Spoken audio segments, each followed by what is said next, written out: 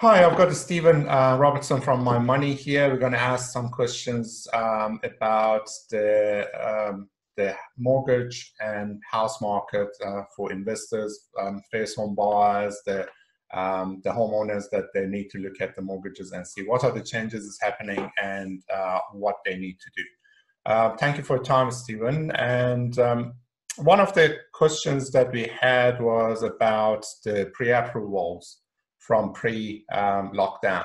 So if somebody had a pre-approval pre-lockdown, would it be valid now? Can they go look for a house with having that pre-approval in their hand? Yeah, great question. Even with unconditional approvals, what we're finding is the banks are now asking for an email from the customer to confirm that they've not been impacted by COVID-19. Some of the banks want to see your latest payslip and your latest proof of deposit, including KiwiSaver, because that might have changed. So I've got people who are lined up to do settlements, and then we thought it's all unconditionally approved, and they go, "Oh, can we just have the latest confirmation that you're not impacted?" So that's a bit scary, especially if the bank has given an unconditional approval. Shouldn't really be doing that. Where you've had an original offer that's expired, you will be asked to provide those three things I just mentioned around what's happening with COVID-19, verifying your current your income and your deposit. If you need to refresh or extend your offer, which hasn't expired, normally that would just be confirmation that things haven't changed, but now you're going to have to give evidence for that. And if you had an approval based on a specific property and then you have to move back to pre-approval status, you're also going to have to prove the income. So the policies and the implications are changing, and you just need to keep in close contact with your advisor so that you can get that confirmation that you can still go ahead without any drama. So if somebody been reduced to 80% and throughout the lockdown and they ask for the payslip, would that affect the pre-approval? Yes, it would.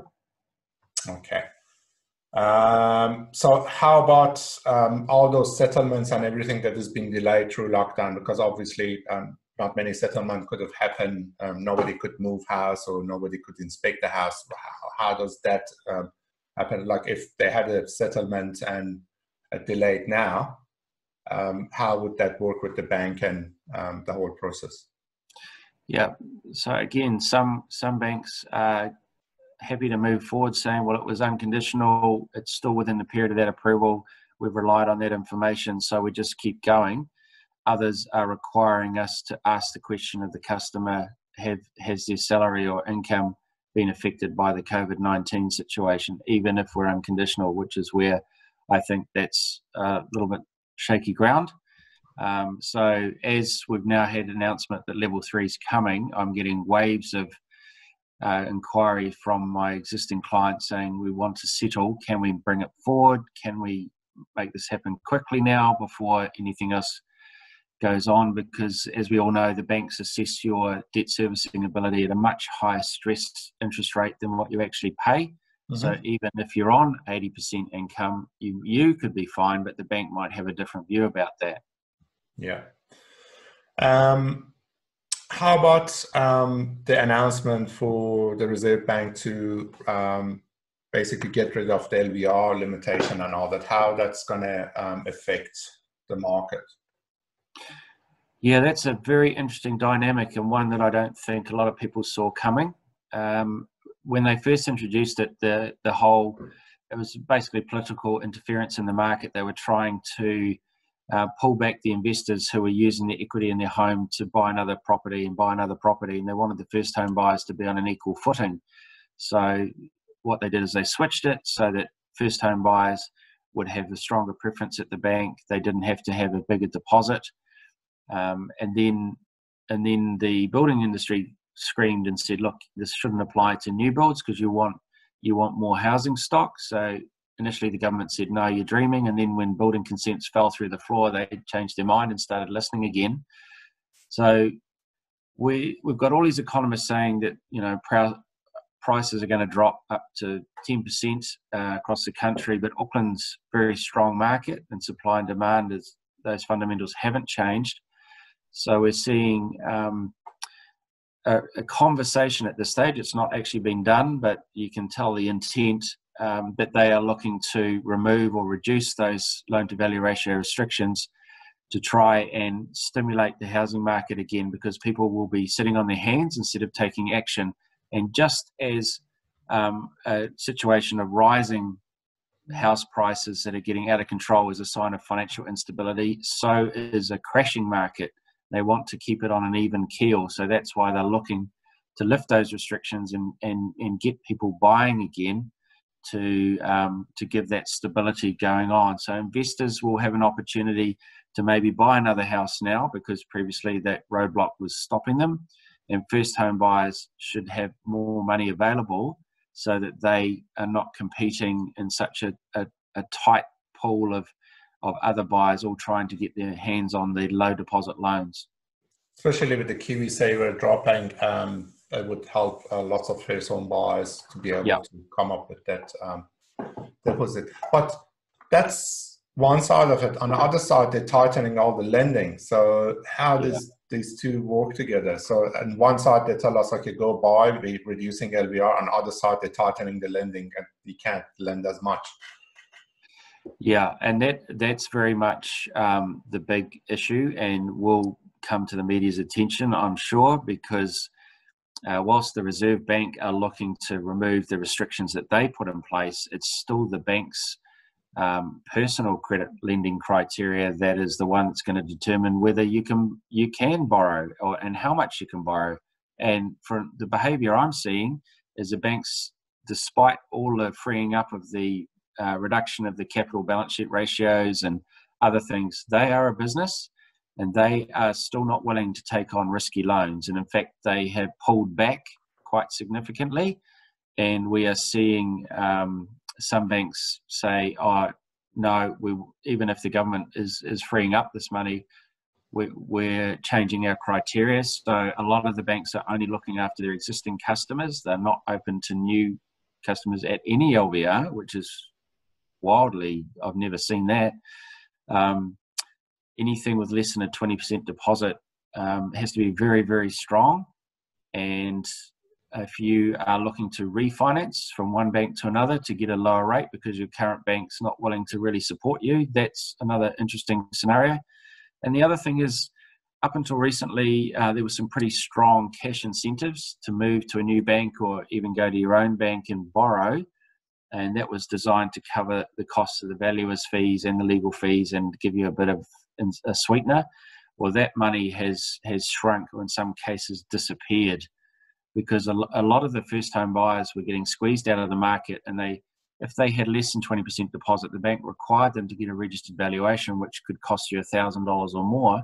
So every time you go to an auction, there's another $1,000 and you might not get it. So there's another cost, So that's what the cash incentive was designed to cover. So it's very interesting times. And I've seen one or two of the second-tier lenders, especially for developers, that pulled out of the market and they're calling back the loans. Are there still solutions for the developers to get, money and refinance or do something? Because some of them, they can be in trouble if all of the loans are pulled out. Yeah, and that's an area where I think the government need to step up, because back in the GFC, they were offering guarantees for the likes of, and the big famous one was the finance company in the South Island that got a government guarantee and then tipped over within 2 weeks. And there was a whole bunch of, well, what happened with that? So yeah, some of the non-bank lenders are calling in their loans, and it's a case of, well, not everybody's doing that. And there are still some bigger, stronger lenders with stronger balance sheets who are flush with cash, because the interest rates that the retired people are getting paid by the bank is very, very low. And if they're relying on that to pay their living costs, they're looking for other avenues. And if you can have it secured on a residential property in Auckland at 50 or 60% gearing, then you've got to argue that's pretty strong. It's a pretty strong asset backing proposition. So yeah, we're getting a few inquiries from people who have facilities with non-banks and being told, oh, we want the money back now. So the more experienced advisors will have many more options than just 3 or 4. Yeah. I'm sure usually it's a wartime story, but now it's a COVID time story. What are the kind of those stories that you've seen or solved, or scenarios that you've been through this time? Can you tell us some of those? It would be interesting for everybody to know. Yeah, great question. The first one is to do with the mortgage holidays, which is not the right phrase, I have to be honest. It should be called a mortgage deferral or moving to interest only. Some of my clients have gone directly to calling the 0800 number at their bank, and 2 weeks later they're still waiting and haven't had any response. And when I catch wind of it, I say, well, let me help. I've had one who lives in my same subdivision. We completed the form, had it into the bank, and had it all done and dusted within 24 hours. It's all about using the network and connection that you've got, and the call centres at the banks are swamped. I had a call yesterday from a director of a company that has over $100 million turnover. His bank is renegotiating the package going forward with one of these government-backed loans, and part of that process is he was required to tip in a significant amount of money secured by his house, which is fully paid off. Now, he went to his bank and they said no, even though he had a PAYE salary of over $300,000. They just they weren't prepared to lend to a homeowner who had income from a company that he had shares in. Now, that is ridiculous, but this is some of the decisions that are being made at the moment when everyone's stressed out and inexperienced and doesn't really know what they're doing, unfortunately. I had another client who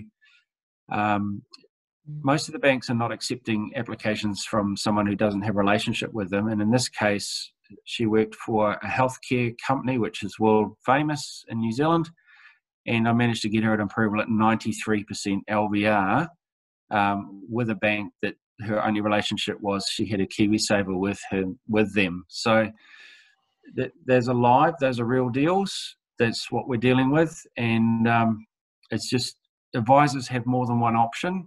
When you go to your bank, they can only give you the best that they can offer, and if that's not good enough right now, you could be told, well, that's all we can do. Good luck.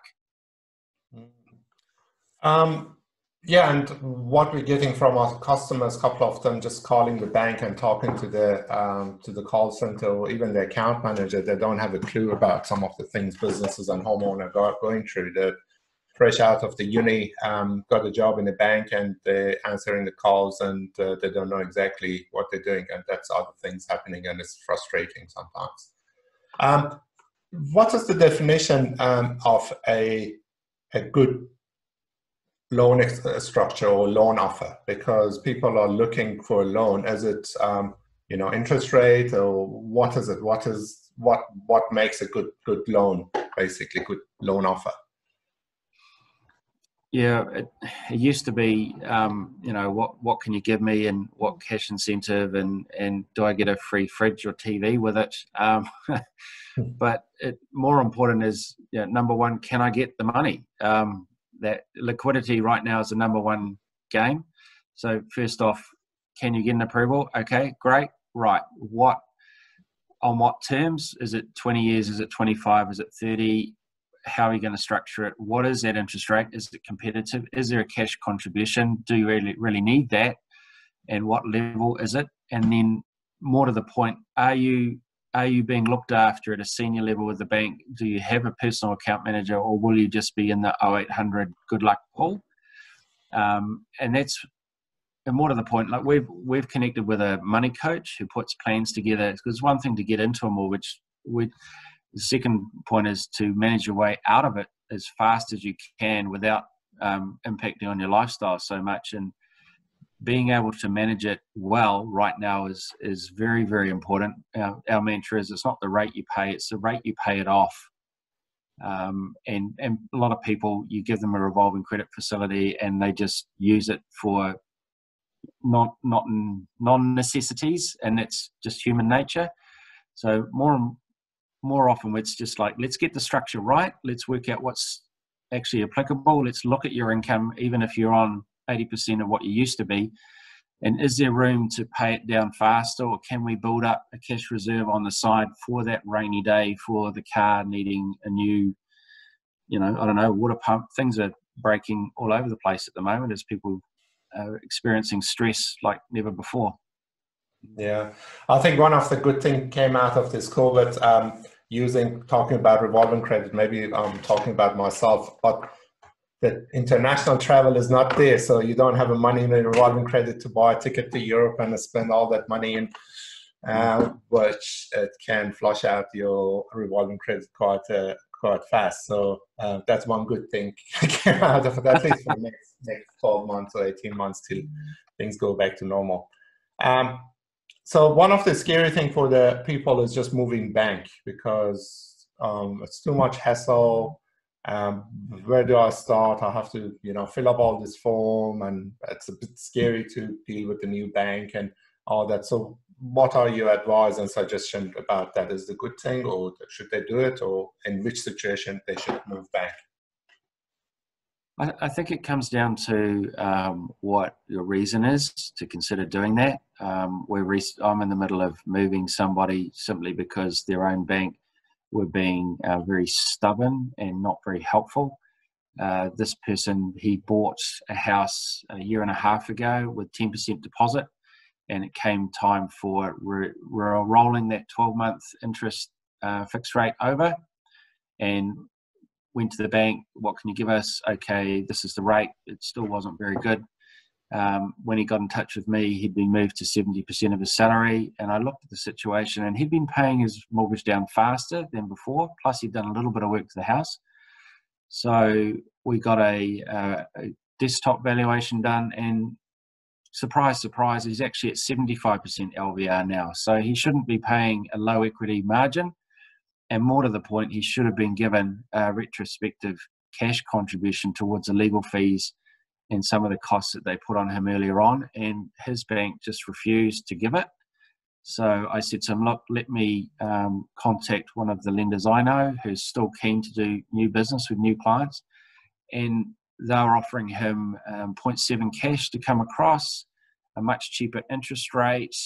We can use the valuation that we've got, and he's going to be better off. So it's about, is your bank supporting you? Are they being fair, or are they using this opportunity to take a bit more profit than they would have 2 months ago? And the problem I have is, the Reserve Bank have taken great steps to free up the money and make it easier for banks, and they should have lots of cash reserves, and that's the message they're giving in the media. But when it comes time to helping the customers, some are great, some are holding it back, some are taking the opportunity to charge more than perhaps they should right now. Oh, any last advice or last word, or how they can get hold of you if they need any advice?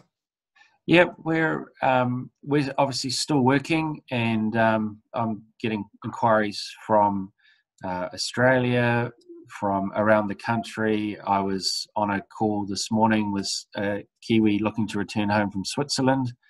There's a lot of activity, a lot of inquiry coming from a lot of different sectors at the moment. And you can get us either give me a call on 093774433, or my website is mymoney.net.nz. There's a little button there called Let's Get Started. If you hit that, it'll take you through a number of simple steps, and then that email will come to me and I'll be able to respond. And the more information that you are happy to provide, the more informative and helpful I can be when you do call me, because it's the old story. If you give me a little bit of information and don't tell me the critical issues, we're not actually going to be hitting the right heart of the issue and giving you some solid help. Sure. Thank you for your time, Steve. And if you had any question, contact mymoney.net.nz, and Stephen would be able to help you. And we'll see you all soon. Cheers. Thanks, Brad. Thank you.